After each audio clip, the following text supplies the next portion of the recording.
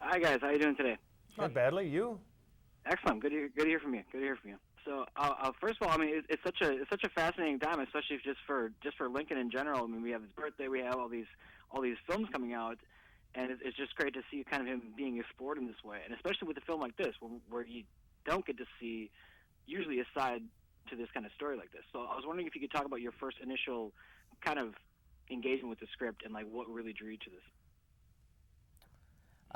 I think that my first reaction to the script, because I saw it actually in different stages of development, was how exciting it was. The combination of the feature film component and the narrative component allow it to be, when in the dramatic parts of the script, it goes from one awesome thrilling moment to the next thrilling moment to the next thrilling moment, and just like nonstop. And then the narrative parts are there to sort of give you a breather, fill you in on information so that you can segue seamlessly into the next bit of thrilling action.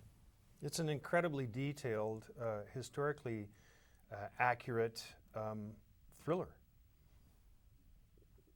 Is there like, can you talk about, I guess, like the thing? I know like wardrobe really goes a long way in kind of getting into the character, but like, were there other things that like that you did that like really kind of took you into this kind of time period?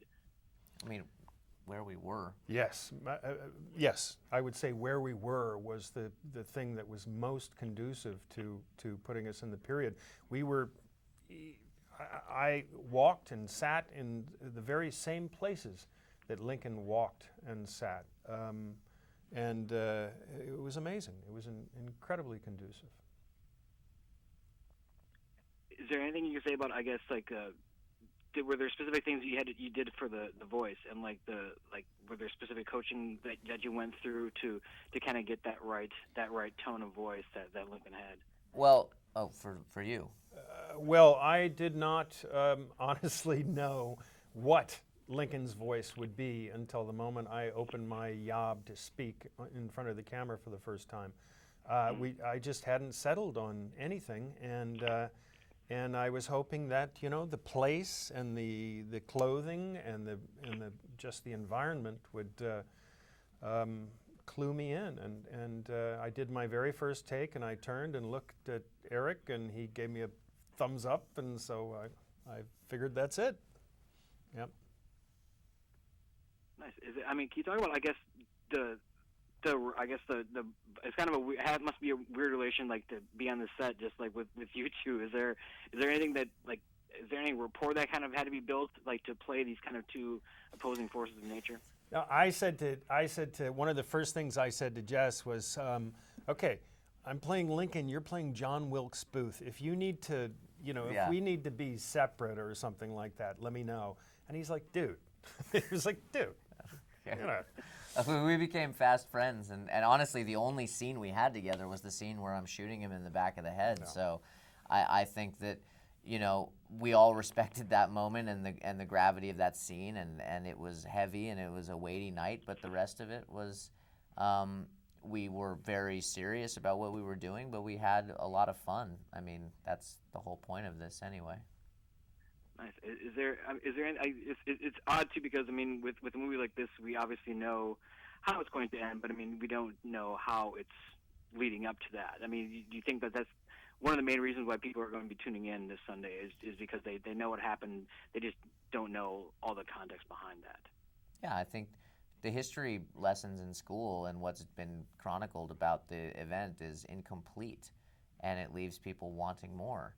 And so I think people are going to tune in to see a historically accurate, thrilling movie that they can be educated but also entertained. They're going to see all of the stuff leading up to the assassination, and then this dramatic manhunt that ensued for the couple weeks after the assassination. And they're going to see a portrait of a man that's been, you know, portrayed as a two-dimensional villain, and it's just not the case. He was a flesh and blood, living, breathing human being who came from a family of actors, a complex background, and interpreted his life through dramatic context. And the line between drama and reality was kind of blurred, and he was a very huge personality, and you can see how and why he was able to orchestrate not only the assassination of the President of the United States, but it was also an attack on Secretary of State Seward and the Vice President Andrew Johnson at the time. It was a full-blown attack